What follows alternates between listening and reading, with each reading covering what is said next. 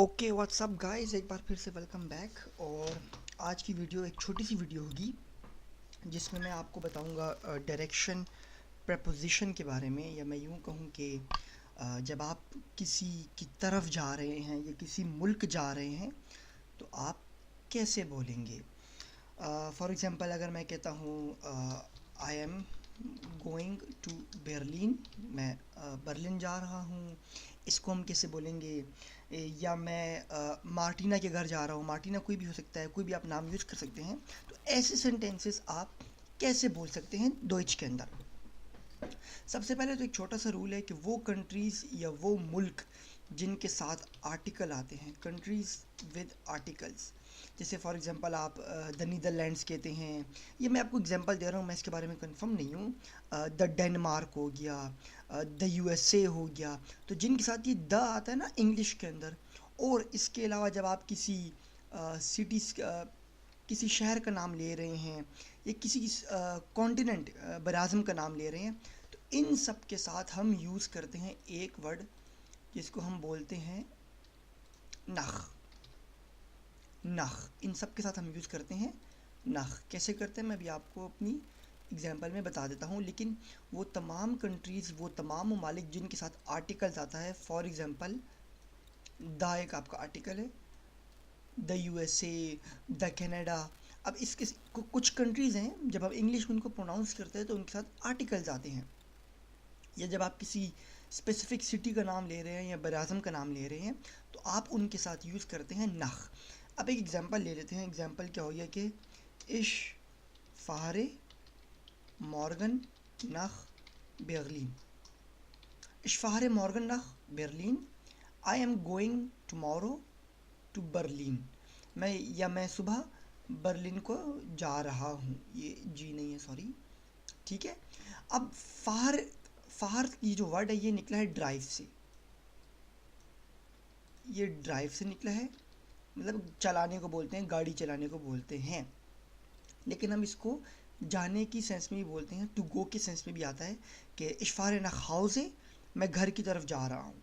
इशफ़ार नख यूनिवर्सिटैत, मैं यूनिवर्सिटी की तरफ जा रहा हूँ। तो इशफ़ार मॉर्गन नख बर्लिन, मैं जाऊँगा सुबह की तरफ बर्लिन।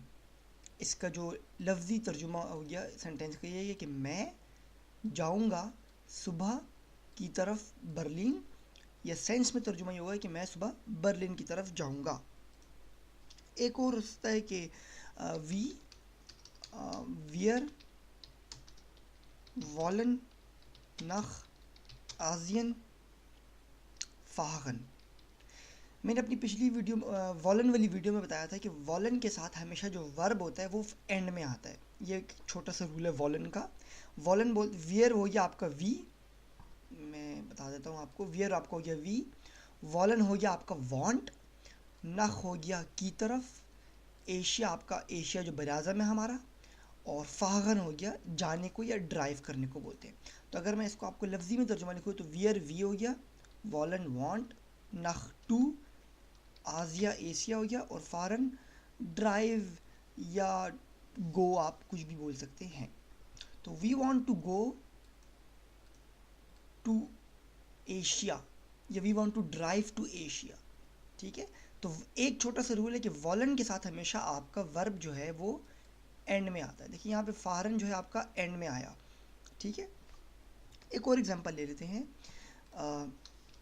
इश फ़ारे मॉर्गन इन दी श्वाइस। श्वाइस, द स्विट्ज़रलैंड एक आपका एक ऐसा सिटी कंट्री है जिसके साथ आप आर्टिकल यूज़ करते हैं। तो देखिए यहाँ पे द स्विट्ज़रलैंड, हम इंग्लिश में इसको प्रोनाउंस करते होते हैं स्विट्ज़रलैंड, द स्विट्ज़रलैंड। और इसी तरह डोइच में भी आपके पास इश का मतलब मैं, फ़हारे जाऊँगा सुबह इन स्विट्ज़रलैंड, स्विट्ज़रलैंड की तरफ। इसी तरह एक और हो गया आपका वन फ्लीक्ट ईयर इन दी USA, वन फ्लीक इन देयर USA when you guys flight to USA। वन हो गया आपका व्हेन, कब, फ्लीक्ट बोलते हैं जा रहे हो, या आपका कब जहाज़ है, ईयर यू गाइस USA, USA की तरफ। When you guys are going to USA, या कब तुम लोग जा रहे हो, या कब तुम लोगों का जहाज़ है यूएसए की तरफ। तो इसमें भी देखिए आपका आर्टिकल है, क्योंकि the United states of America होता है, द यूएसए होता है इंग्लिश में भी आपका, क्योंकि ये वो दो कंट्री हैं जो मुझे अभी फिल वक्त याद है, बाकी और भी कंट्रीज़ हो सकते हैं, I am not sure about them. तो ये तो हो गए आपके किसी, जब आप प्लेस के बारे में या किसी आप जगह के बारे में बोल रहे हैं।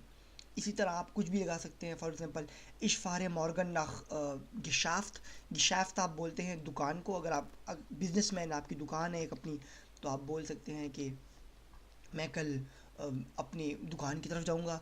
अगर आप किसी ऑफिस में काम करते हैं, ये गिशाफ्त ए उमलाउट, अगर आप किसी ऑफिस में काम करते हैं तो बोल सकते हैं कि इशफार मॉर्गन नाख माइन बूगो, बूगो बोलते हैं, मैं बता चुका हूँ अपनी उसमें, ऑफिस को बोलते हैं बूगो।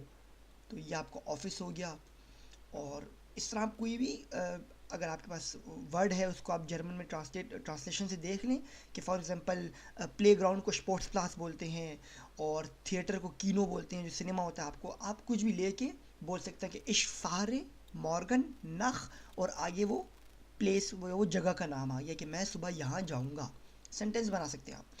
तो ये थे जगहों के नाम। अब हम आते हैं आप लोगों की तरफ। जब आप कहते हैं भाई मैं फॉर एग्जांपल कल अपने दोस्त की तरफ जाऊंगा, या आपका कोई दोस्त है उसका नाम फॉर एग्जांपल मैक्स है या कोई भी नाम है, तो आप इसमें कैसे बोलेंगे यार कि मैं अपने दोस्त की तरफ कल जाऊंगा।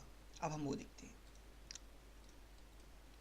तो देखिए इसकी एक और एग्जांपल ले लेते हैं, इसको भी हम एग्जांपल समझते हैं। इश फारे मॉर्गन जू मार्टीना, मार्टीना, मार्टीना कोई किसी का नाम है।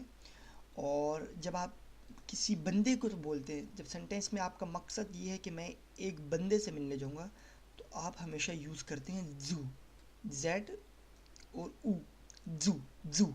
ये प्रोनाउंस कैसे होता है? ये प्रोनाउंस होता है एक्चुअली से टी और फिर यू, मतलब आपको टी प्रोनाउंस करना पड़ेगा हल्का सा, चू, चू, चू। ये जू नहीं है, ये चू है, चू।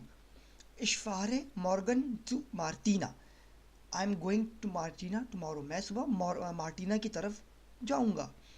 एक और इसकी ले लेते हैं। वियर वोलन जू, वियर वोलन जू फ्राउ चैंग फाहगन, फाहगन।